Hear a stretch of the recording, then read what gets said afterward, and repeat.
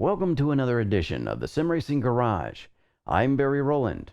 In this edition, we'll be reviewing the Master Series gaming chair from the guys at Boulies. They also offer a Ninja and Titanium series of chairs. My current go-to chair is a DX Racer Zero. I'll be putting this Master Series chair through the SRG review process to see how it stacks up. So, let's get to it. Now let's take a look at the parts that make up this chair, and obviously we're going to have to do some assembly, but not too much. First we'll look at the actual base hinge mechanism. Now of course this is the main pivot point for the seat once we have the seat cushion bottom mounted to this.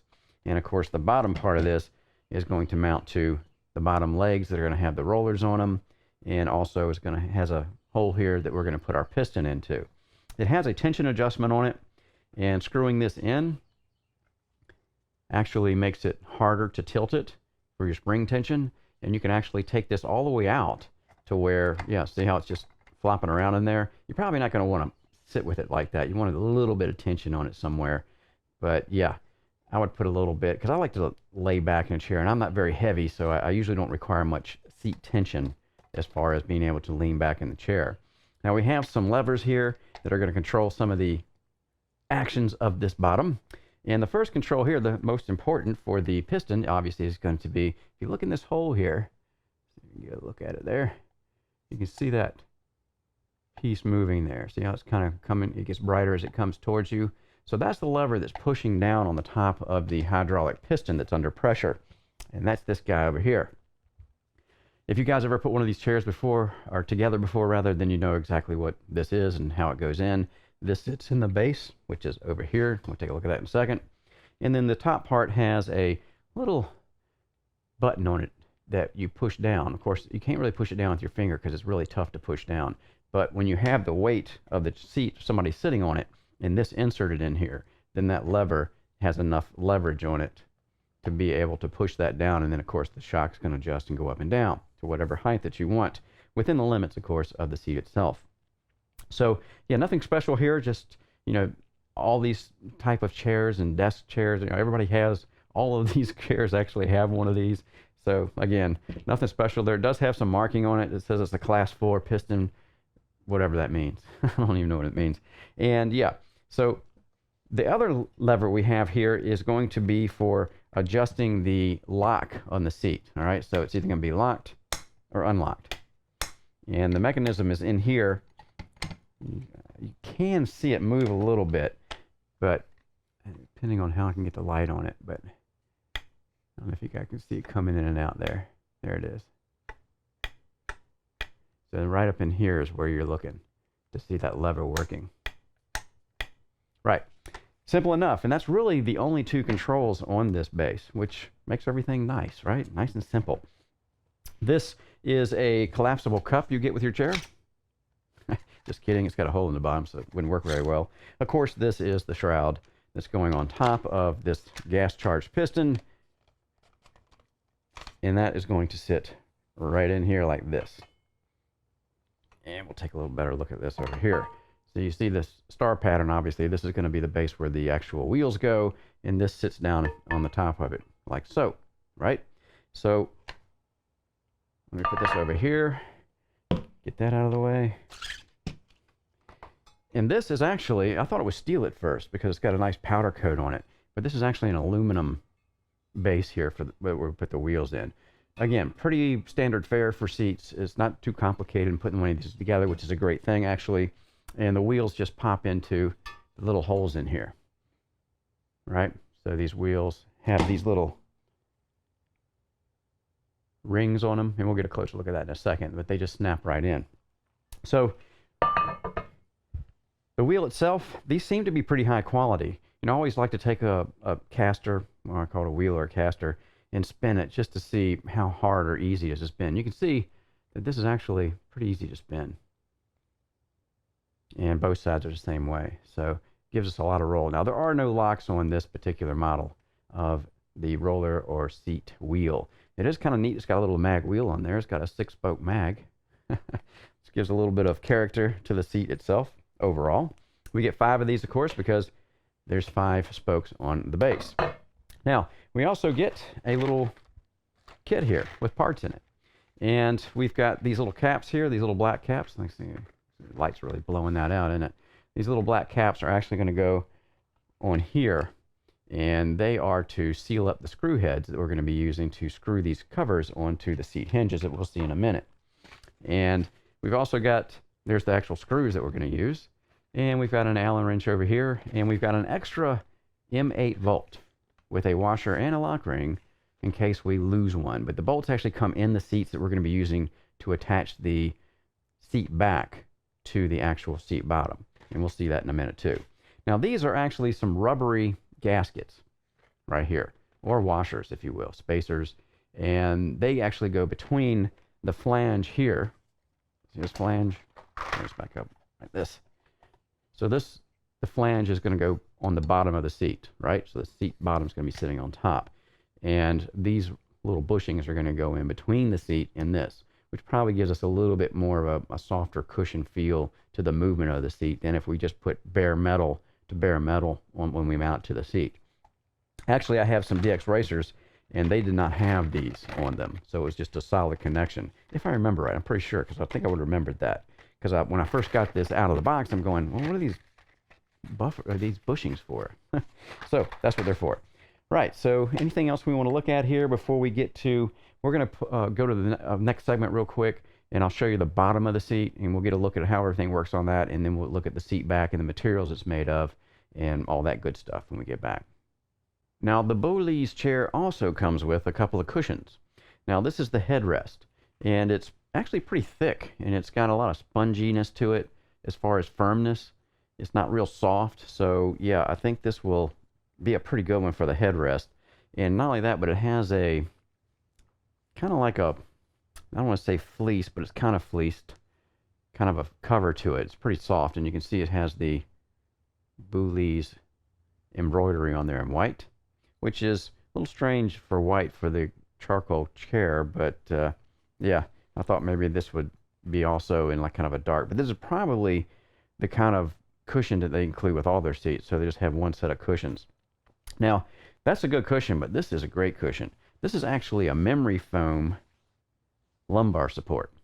And I don't know if you guys ever used memory foam before, but I have a Tempur-Pedic memory foam mattress that I use that I sleep on, and those things are awesome. And I have some memory foam other things too to try to make things more comfortable. So yeah, this is pretty good. I mean, usually you just get a little vinyl, like on the DX Racer, you get this vinyl lumbar support that I could never use because it was just too hard, and the vinyl covering on it was pretty stiff. But this is the same material as far as the covering on it. And yeah, let's take a look at this in the back here. And yeah, so it's got that, I don't know how well that's going to show up, but you press in it with your fingers there and let it go. You can see it doesn't come immediately back. Got a little memory to it. So yeah, I might actually be able to use this one. I usually can't use the lumbar support, but this is kind of thinnish. It's not real thick, and it does have a nice, you can see the concave there in it. So yeah, some good pillows actually come with this seat. And yeah, like I said, I like the material on it. I don't know as far as the durability of this material, but yeah, as far as feel goes, it's really looking good actually. All right, so we'll go ahead and get to the other parts of the chair. All right, so we'll take a look at the actual cushions now in the seat back and the seat bottom. And first off, Boulies calls this a R3PU leather. Obviously, it's not real leather, and it's a kind of a vinyl material, but it has a really soft texture to it. And of course, this is something, obviously, that I cannot convey on video, but it does have a nice feel to it. It's not as I don't know, thick or rough feeling as my DX Racer seats that I have. And it's kind of a charcoal gray. It's not really a black color. And I got that because, you know, I've got some pretty wild color seats already, so I was ready for one a little bit more subtle in the color department. The finish on this is very good. I was looking for any defects in the stitching that I could point out or anything like that, and everything looks pretty good here. They've got some nice embroidery here with the Boulies, at least I hope that's what it's called, Boulies. I hope I'm pronouncing that right. Logo up here. And it's kind of embroidered in there. You can see that there. And on the reverse side, we've also have some embroidering too with their logo. I guess that's what that is, their logo. And it's kind of a white threaded embroidery there. Very clean on the back, no problems here. It's shipped well, but apparently, because there's, you know, no damage anywhere to see. There's really no wrinkles. This is actually done pretty well. It has this covering comes with a zipper, which a lot of coverings will come with zippers when you have a vinyl, even the vinyl replacement covers for car seats. But if you'll notice, it kind of disappears in here into the seam.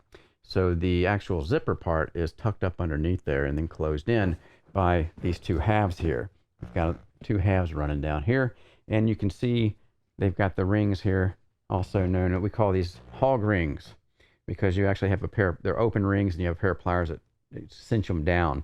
And if you've ever worked in a vinyl shop, I did a long time ago, you know what I'm talking about. That's how they join, you know, pieces of vinyl together. And yeah, it's really not bad at all as far as the feel on this. I was a little bit wondering what they meant by the R3PU leather. It's got some red stitching here. Close look at that. And it's all done well. There's really no gaps in it or fraying or anything like that going on. So again, nothing really to be critical of. It has a kind of a texture to it on the bolsters here. And it's kind of, I guess, a carbon fiber look to it or something.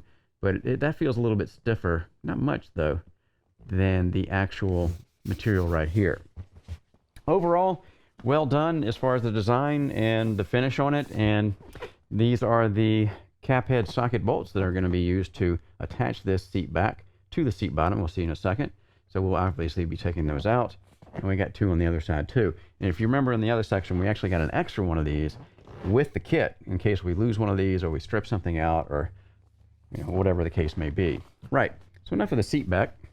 Let's go ahead and get the bottom of the seat up here. Let's see.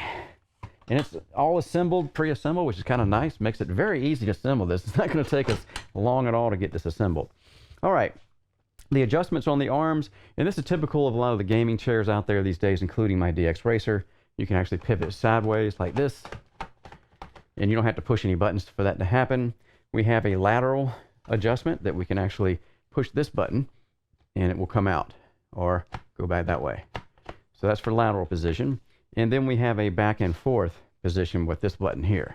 Little button here will actually let this slide pretty far actually. Let me pick this up. These bolt heads are catching my mat here. And yeah, if we hold that button in, which I'm doing now, yeah, you can see that we've got some back and forth motion. And it goes pretty far. So I imagine anyone pretty much could find a pretty comfortable position with this seat. I know with my DX Racers it's not hard, but this is actually the same kind of setup. And of course we can actually raise it and lower it like you see one over here. Actually, it's the lever over here that does that. So you pick up on that and it goes down, or you pick up on it again, it'll go down. And it seems to lock pretty good. Yeah, it's not really moving anywhere. So yeah, that's good. This is the bracket, or the hinge, if you will, that's spring loaded. It's got a big coiled spring in here, and this is actually going to give us the tilt adjustment of the seat back once it's attached. This one over here kind of flops around, see, because it's kind of like the slave hinge to this hinge over here. So once they're all bolted together, this one's just kind of coming along for the ride, if you will. And that's typical, again, of these type of seats. So all the tension is this. Now, this thing is under a lot of tension. If I try to move this spring, I really got to pull on it to get it to come back. There we go. And it locked in position.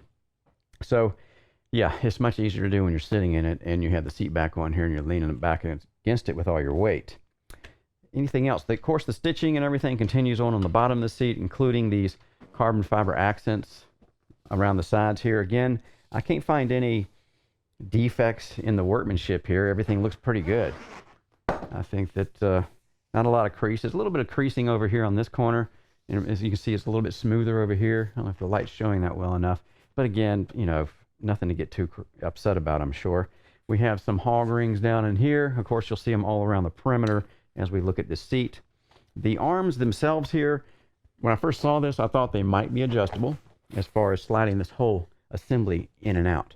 But it looks like if you look here, these, there we go, the spaces here, you've got space here that it looks like we could slide this whole thing this way. But you can see the spaces over here are already maxed out going this way. So I guess that's for some kind of a leniency or leeway in adjusting the arms at the factory so they don't have to be super duper precise. Cheaper to make it that way, I guess. Anyway, here's our 4 bolts. that are going to be holding the bottom assembly that has the actual spring in it, and we're going to be attaching that to the gas shock. And yeah, these are like some kind of elastic bands here, and they're green, as you can see. Kind of neat green color there. It's got one underneath there. So that obviously is giving some elasticity. Did I say that right? Elastic properties. How about that? To the seat when we're sitting in it. So yeah, it's going to be pretty simple to put this together. Again, everything looks pretty good here. I don't see anything hanging out like it shouldn't be. And yeah, you can see that we got the rings there attaching all this to some steel rods or a steel frame that's running all the way in a square underneath this vinyl here where these rings are attaching to it. Again, this is typical of the way these seats are designed and assembled. Well, not much else to see here. So what we'll do is I'm probably going to assemble the back one here first. And that's just 4 bolts, and we'll go through that pretty quick, I imagine, unless something doesn't line up correctly. And then once we have it assembled, we'll go ahead and pop this puppy on there, and then we'll take it over to the base that we'll assemble in another piece of the video also. So this is going to go pretty quick, as well it should. I mean, anytime you pull one of these out, you say, wow, it's pretty much all the way assembled already, so it's not going to be too difficult to get this done. And then we can actually sit in it and see if we like it or not. Now we're going to assemble the wheelbase, which is really not a lot of assembly involved, as you might imagine. It's just putting the wheels on. Now, this can go nice and easy, or it can go hard, depending on the tolerances on the machining on the holes on the bottom of this bracket and the stems on the actual casters. Now, these casters have a little slot in them, and in that slot, you can see this little ring here. Now, that little ring is spring steel, and you can see it has a space right here. And what happens is this spring steel will get compressed as we shove this thing up in the hole. So once it becomes compressed, because it's spring steel, it will also spring back against the walls of the hole here. So it should be a rather easy thing to put these in, and sometimes it is, but other times you have to use a little persuasion to get it to go.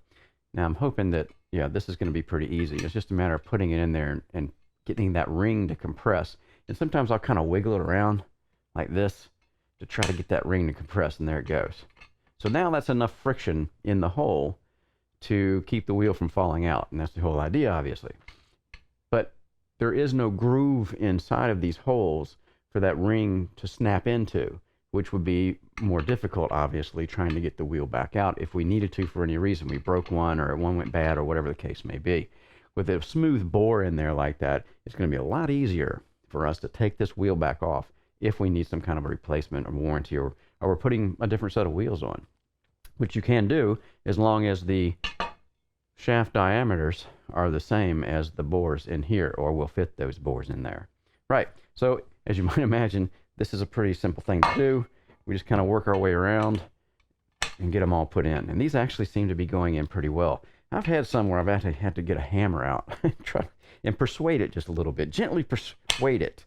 Not break anything, but yeah, just try to get it in, and then usually those kind, you will never get them back out. So if they break, you're kind of done as far as the wheelbase goes. All right, so you can see how easy this stuff is. Again, even, well, we have a little, it's a little problematic when you get all of them on here. But once we have them all on, wheelbase is done. Probably the easiest part of the assembly there is. Now, we also are going to be putting this in, which is, again, the shock piston. This is under gas pressure, so it's a pressurized gas shock. And of course, that allows the seat to go up and down. When we manipulate the lever pushes down a little button here. Now, this is going to fit and going to hang out a little bit on the bottom down here, all right? But if you look here on the way this is made, the cylinder itself, there's actually a reduction here in the width, right about here. It starts right about here. Not sure how well that's showing up. Let me get against my shirt. Maybe it'll look a little better. There we go. So you can see it's a little bit thinner here. Of course, it's a lot thinner here, but this is thicker than the actual hole that they've cut into or manufactured into this base. This is not. So it's just going to sit here like this. So as that thicker part gets in there, it's just going to rest right there. And as we put pressure on this and start using it, it's kind of seat in there, because a lot of times it's hard to get these out. If you've ever tried to take one of these chairs apart that have one of these in, once you've been sitting on them for a year, trying to get this back out because it's kind of compressed in there now. The powder coating is kind of melted together. It's just hard to get it back out, which is a good thing because you don't want it falling off. But yeah, if you try to take it apart, you might have a problem. Now this thing is rolling really nice. One last thing to do here, and that is to put this shroud on. And that's, of course, just a beauty shroud, and it kind of just sits on the top here like this. So now, when the piston goes up and down, this will go with it, so you'll never have to see the piston hanging down there. Or you can just leave it off if you like that cool race car technical look, you know, the raw look. So you just see the piston anyway. You can see it working up and down. Again, that's of course these things fall apart if you go the reverse direction with them. And oh, by the way, the only defect I've found so far in my share, and that's, you can see right there, it's cracked. So, and it's not something that's going to, because you can see how this works. It has this little rim around it. See this little edge that's wider than this? And of course, each one of these has one of that in it, and one of those in it rather. And this one has one too. So that just keeps them from sliding through. See, it kind of locks it in when you drop them in. So this is really not going to affect performance.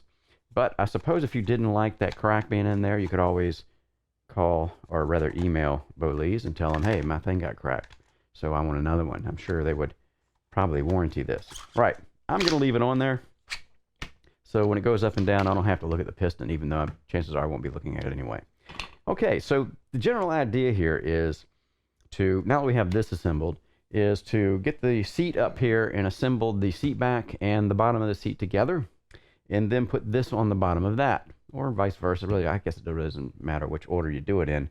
And then once we have the whole seat set up, we have the hole here, right here, that's got a grease all in it, that's going to go sit down on the top of this. So we'll take the whole seat as one assembly while this is on the floor and just set the seat on top of it.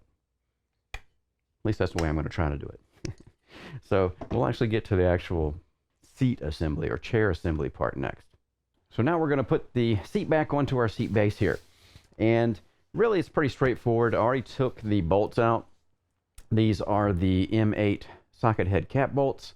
And they also have a lock washer, little spring type lock washer on there. And of course a regular washer. Got 4 of these, 2 on each side of course. And the only thing about this is you want to make sure this bracket's in the back instead of in the front like that, just hanging out in the front, because the bolsters on the, and you'll see this once I put it on here, kind of go outwards as far as an angle on the seat back. And if you put this on here, it's going to be hard to get this past that bolster because it's going to be sticking up against it. So yeah, just flop it over to the back. I'm going to attach this one first because this one's the one that's got the spring, it's under pressure and everything. This one is free moving pretty much, and yeah, so it's going to be easier to line this side up with that one, with rather this one, once I have it on there, instead of trying to having to move the spring, grabbing this lever and trying to keep everything from jerking forward. So it's, like I said, much easier to do this one after you've done this one first. So easy enough. We just put this up here and get it situated kind of where we think we want it to be. And yeah, here we go. And you can see the holes are lining up with the, you can see the holes in the fabric. You can't really see the actual inserts at this point, but we're going to actually kind of fish around for it. I'm going to put the bottom one in first and kind of press past the fabric. Yeah, there we go. And it spins it pretty easily. We'll take one more and again get it past the fabric and kind of fish around a little bit for where that threaded insert is. Kind of do it by feel. I think that's got it. I think so. Let me try this real quick and see if it works. Use my little ratchet. You can usually tell if it moves smoothly. Sometimes they'll be stiff, but if it moves smoothly with your tool that you're using to tighten it down with, then you know you're in the threads and you're not stripping anything. If it stopped when I was doing this and was really hard to put in, then I know I'm cross-threading something. I'm going to stop. I'm going to back that bolt back out and check everything out. Right. So now that I have these two on, it's just a matter of, let me slide this around. I'll show you what I was talking about. Whoops. Got to be careful with this one. It's just sitting around loose. All right. So here's the bolster I was talking about. Make sure I get this secondary view. There we go. So here's that bolster I was talking about. You see how it sticks kind of out this way? So if I had this bracket over here, then I'd have a problem trying to get it back past this bolster section. But now I can just kind of bring it up, slide the seat back where I'm going to need it.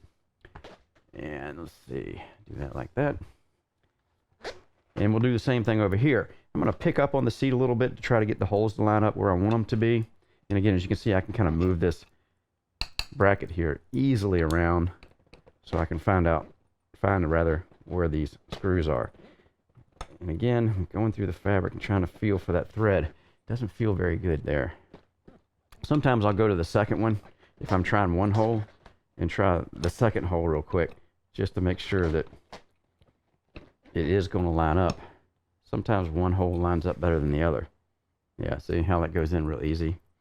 And again, just gotta kind of shake these things around a little bit. Now I've got some stability here where I'm trying to get this one in now. This can be a little fiddly,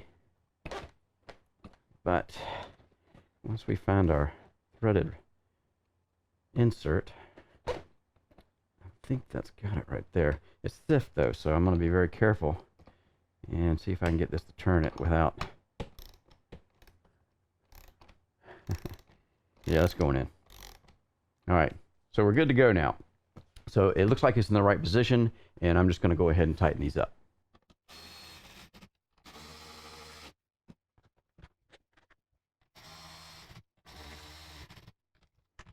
Now that I've got them run down, I'm just going to do it. I like to finish the torque by hand because you don't want to run one of these bolts down and strip that insert back out of whatever it's in, or strip the threads. So that's what I usually do, is just do it by hand once I'm done with that. I'm not going to put a lot of torque on there. You can see I'm kind of open-handed and just tightening it up that way. Do the same thing over here. Again, not too much torque. I just want it snug. You don't need a lot. You don't need to tighten the heck out of this thing. Yeah, right about there. I'm just using kind of an open hand. Right, that should do it. So now our seat's going to be able to operate properly. Let's see if you can see it wants to go forward now. I think I can get it to go back. Well, I need to hold that down. But anyway, all we got to do now is get our little beauty rings on. I could keep calling everything a beauty ring, but it's really just a cover. And this cover will go on this side. And the reason for that is, well, I think I got that backwards, don't I? Let's see, this one, yeah. This cover goes on this side. And the reason is, it's got more space in it. See how this one's straight, against me here. This one's straight here, and this one's got that big offset on it. This tab right here. So that tab will fit in here. It's supposed to pop into this plastic like that.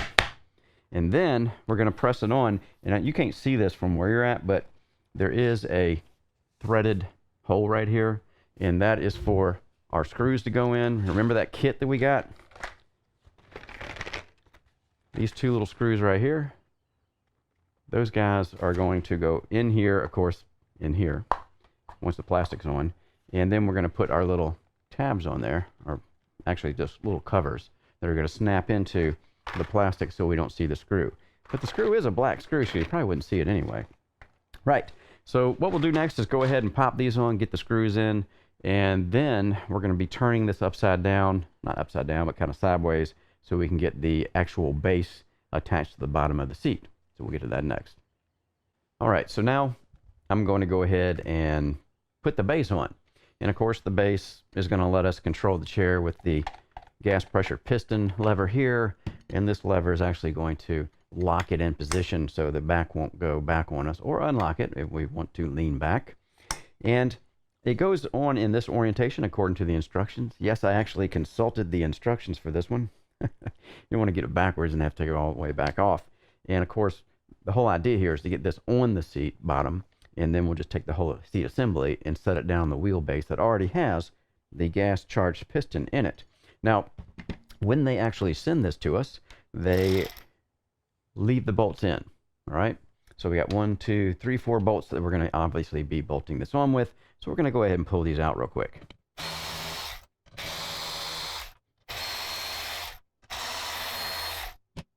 As you can see, it's the standard for the whole seat here. These are M8 bolts, socket head cap units, and they have a lock washer, one of those spring lock washers on there. You can see how it's kind of one edge sticks up higher than the other, so when you compress it down, it pushes back against the bolt, which keeps it from backing out. At least that's the theory.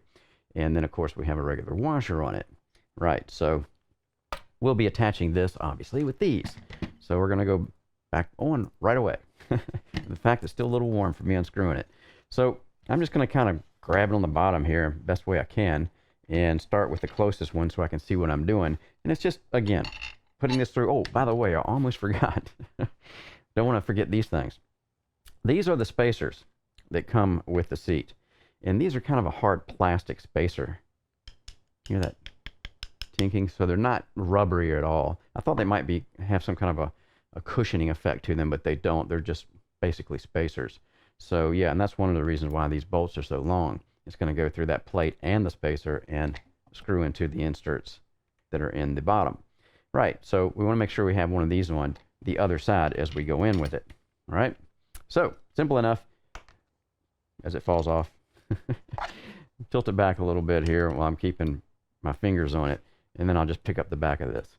Get it started in the threaded insert, and this is pretty easy because we can clearly see this threaded insert. And it's not, like I said, you're not going in blind at all. I'm going to let this kind of sit there if it will. Oh, good. It's not going to rotate. These bolts right here, these bolt heads right here are kind of catching the flange, so it won't slide over towards me. Just got lucky that way. And we'll go ahead and put the other top one on too. Same deal.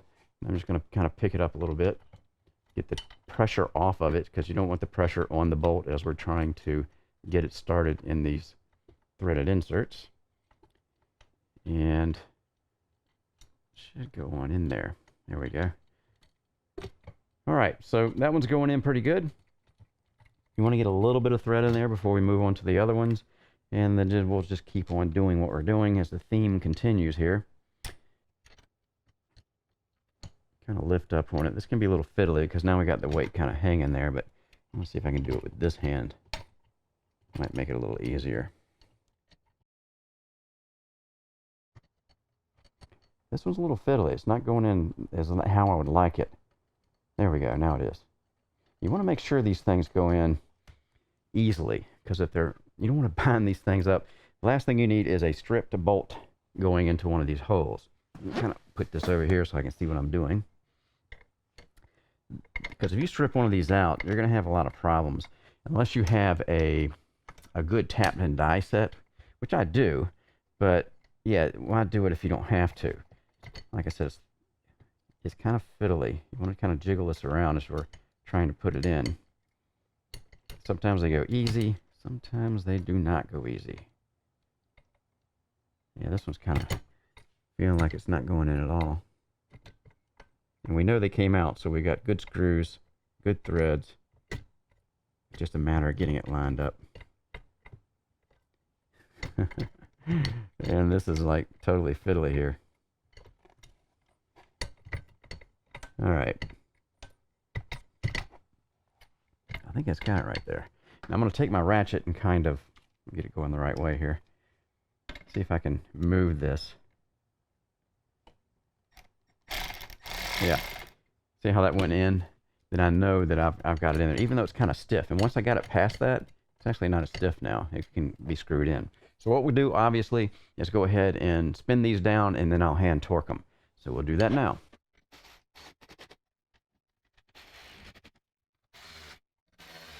And again, I'm just going to hand torque these down. Just, you know, like I said, I don't want to run this all the way down with this wrench because it is a possibility that it could strip it a little bit. And I'm just going to kind of do it by feel. When you do this all your life working on stuff, you kind of get a feel for this stuff, so you know that you're not going to be stripping it out as he strips one out while he's talking about that. Nah, just kidding. So yeah, it's, again, one of those things. And remember, we got plastic spacers in here, so we're actually compressing these spacers a little bit as we're tightening it down. I think that's good to go. All right, so there they are. All four of them tightened down properly. And what I'm going to do now is just take this whole chair, kind of grab it, if you will. And I got the base sitting over here, and I've got to get this hole on top of the gas piston.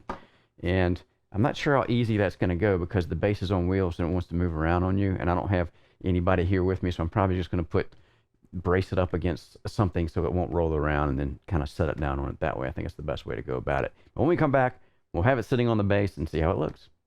So now the chair is completely together and everything seems to be working fine on it. I've actually been using this seat to do some video editing, including this video. The lumbar support, memory foam, remember if you saw in the earlier section, well, I don't use this. I don't use any lumbar support actually. And I thought the memory foam might make a little difference, but yeah, lumbar supports seem to make me more uncomfortable and actually hurt my small of my back more than help. But some people do need a lumbar support, and I suppose that has to do with the curve of the back and all that stuff. But yeah, it's nice to have a memory foam one in here instead of a regular foam one. At least it will mold to your back better than just a regular furniture foam kind of lumbar support pillow. So I'm not using this. I've been using it like this. I still use the pillow because I use a pillow on all my seats, even my DX Racer over there and my seat that I use for actually racing in my rig. I always use a pillow up there because my neck needs the support. It keeps your neck straighter. So I've been using this, and yeah, this is a good pillow for that. No problems. I don't have any real complaints about that. It sits there fine with the elastic band, doesn't come off or move. So yeah, I like that. I really found that I like the material, what they're calling the R3 PU leather. I really like that on this chair. It's actually showing some wrinkles already though from where I've been sitting on. I don't know how that's showing up, but it's not like deep wrinkles. And I'm not sure about the durability of this material, but you never can be sure about any of the durabilities on any materials in a seat until you've actually used it for a long time. It's just one of those things. So I really can't comment on that. As far as the arms and everything else, everything works fine. It has a very long lean back angle on it. In fact, you can almost go upside down a little bit if you wanted to. But yeah, the lean back angle is pretty much flat. I'll go ahead and lean this back. You can see how far it goes back. And it actually locks that far back. Let me get back up. So yeah, that's pretty flat. So if you wanted to take a nap, obviously, I think that's far enough back that you could do that.